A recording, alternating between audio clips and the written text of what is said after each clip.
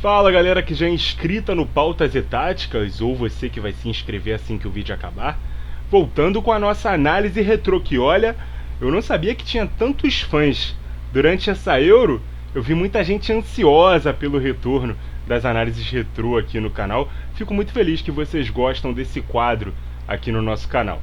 E hoje vamos falar sobre o Liverpool de Brendan Rodgers, da temporada 2013-2014, que teve a grande oportunidade de acabar com o jejum que já durava 24 anos sem conquistar o campeonato inglês, o que seria o seu primeiro na era Premier League, mas que devolveu ao time o sentimento de competitividade que havia perdido em alguns dos anos que antecederam aquela temporada, principalmente pós-saída do Rafa Benítez. Então, para começar, vamos sacar aqui a nossa prancheta e escalar o time base daquele Liverpool, né? Os 11 jogadores que mais apareciam no time titular. Mignolet no gol, Glenn Johnson na lateral direita, Sakho e Skrtel, os dois zagueiros, Agger na lateral esquerda, Gerrard, o primeiro volante, Henderson, esse meio-campista mais à direita, Joe Allen mais à esquerda, Sturridge, o ponta direita, Luizito Soares, ele mesmo, o centroavante, e Felipe Coutinho, alô torcida do Vasco, o homem está de volta, ele que era o ponta esquerda dessa equipe. Esse elenco ainda tinha o lateral direito Flanagan, o zagueiro Kolo Touré, o lateral esquerdo Sissoko, o volante Lucas Leiva, brasileiro, e o atacante Raheem Sterling, que jogava às vezes pela ponta esquerda. A gente vai falar um pouco mais sobre ele já já, porque ele frequentava bastante também o time titular. O time jogava num 4-3-3 ofensivo e num 4-1-4-1 defensivamente, recuando os dois pontas para a linha dos meio-campistas. Fazia com que 9 jogadores marcassem atrás da linha da bola, 2 linhas de 4 com o Gerrard entre elas.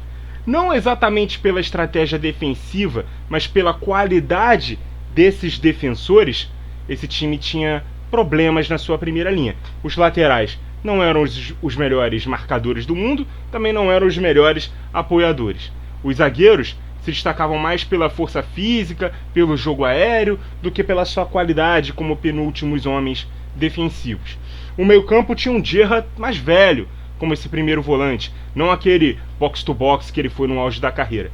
Aqui ele era muito mais um Xabi Alonso, entre aspas, né? Ele distribuía muito mais o jogo com os passes de trás, trabalhando como um autêntico redista. O Xabi Alonso que jogou inclusive ao lado do Gerrard no Liverpool. Dava o Gerrard essa liberdade de poder pisar um pouco mais na área como esse box-to-box. Sendo assim, ele era muito mais esse distribuidor de bolas, mesmo jogando mais recuado. O Gerrard distribuiu 13 assistências durante aquela Premier League, mais que qualquer outro jogador da competição. O posicionamento do capitão fazia com que o jovem Jordan Henderson, que tinha apenas 24 anos na época, e também o Joe Allen fizessem esse papel do box-to-box, fizessem essas infiltrações e essas recomposições por dentro. Isso quando esses 3 meio-campistas jogavam juntos, porque o Coutinho, que atuava aberto pela esquerda como um ponta, não exatamente por ser rápido, mas principalmente por ter muita facilidade para cortar para dentro e finalizar com a perna direita, era o melhor fundamento dele, né? Chutava muito bem de longa e média distância. E essa jogada era clássica, né, do Coutinho. O Soares empurrava a defesa para trás, dava espaço para o Coutinho trazer da ponta para dentro e chutar cruzado. E o Coutinho ele sempre teve como posição preferida jogar aqui como um quarto homem de meio de campo, ou como esse 10 clássico que jogava por trás do 9. Mas nesse 4-3-3 aquela posição não existia.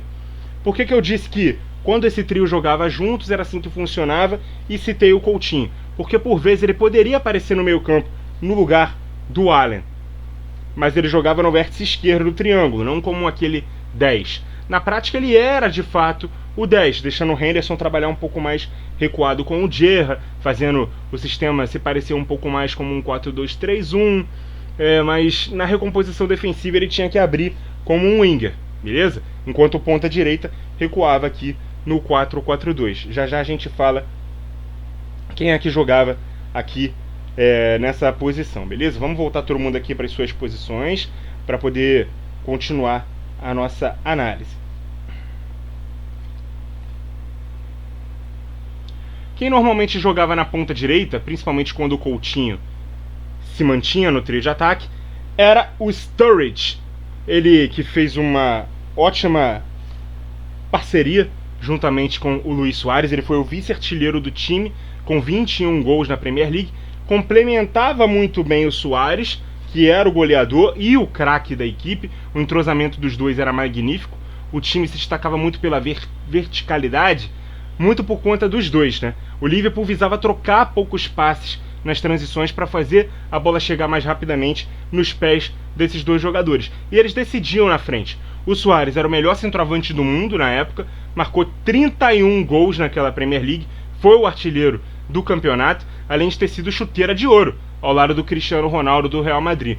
Juntos, no caso o Soares e o Sturridge, eles combinaram para 52 gols na Premier League, que pela primeira vez teve os dois maiores goleadores da competição jogando no mesmo time.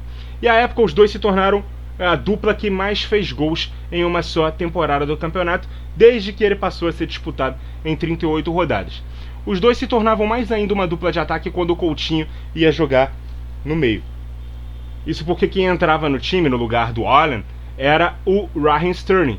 Ele ganhava uma vaga entre os titulares, ele que tinha apenas 19 anos. Isso implicava uma mudança de lado do Sturridge, né, que ia jogar na esquerda, para o Sterling vir jogar pela direita. Por quê? Porque quando o Coutinho abria por aqui, era o Sterling quem fazia a recomposição na segunda linha de 4. Com isso, o Soares e o Sturridge ficavam como dupla de ataque. Isso era visto como um ponto a se melhorar, né? No caso, a falta de uma qualidade maior de finalizações do Sterling. Ele que ainda era um atleta jovem, precisava evoluir muito, então ele era um pouco mais recuado, né? Deixava um pouco mais de espaço para esses dois atacantes, porque ele era rápido, ele tinha muita facilidade de driblar, mas ele não tinha tanto assim o recurso da finalização. O tempo passou e a gente viu, né, que esse ponto do jogo do Sterling ainda precisa melhorar bastante. Ele não evoluiu tanto assim na carreira. Aliás, toda vez que você pensar em falar que o Guardiola só faz o que faz porque ele trabalha com elencos de craques, lembre-se do que o Sterling e o Sané, hoje no Bayern, jogavam sob o comando dele, do Guardiola no City, e o que eles não jogam mais, né, sem o Careca no comando. Principalmente na temporada 17-18. Compara o que eles jogaram naquela temporada com as outras temporadas da carreira deles. No caso do Sterling, tanto antes quanto depois. Viu como ele brilhou nas mãos do Guardiola e como ele se mostra um jogador muito falho. Muito rápido, astuto, aguerrido, corajoso, driblador, mas que peca bastante nas finalizações. Com a mudança de lado do Sturridge, o Coutinho no meio campo, a fase defensiva era consolidada, né? Nesse 4-4-2, com o brasileiro se posicionando aqui na frente do lateral esquerdo, o Sterling voltando pelo lado direito para se tornar esse quarto elemento da segunda linha de 4. Naquela temporada, o Liverpool foi o vice-campeão, perdendo o campeonato na última rodada. Foram apenas 2 pontos de diferença em relação ao City do Manuel Pellegrini, que também tem análise, inclusive, sobre esse time aqui no canal. A campanha foi de 84 pontos, 26 vitórias, 6 empates e 6 derrotas. Inclusive, apenas 2 pontos de vantagem também em relação ao Chelsea, que foi o terceiro colocado. O City teve uma vitória a mais e um empate a menos do que os Reds. Foram 101 gols marcados pelo Liverpool e 50 sofridos, reforçando a ideia de que era um time com um ataque avassalador e uma defesa que sofria muitos gols. Para se ter uma noção, o City marcou naquela mesma temporada 102 vezes, um gol a mais, e sofreu 37 gols. 2 jogos ficaram eternizados como os grandes motivos da perda do título do Liverpool na reta final. Na 36ª rodada, a derrota contra o Chelsea por 2-0, com direito a escorregão, né, do Gerrard no gol do Dembabá, que abriu o placar nos acréscimos do primeiro tempo.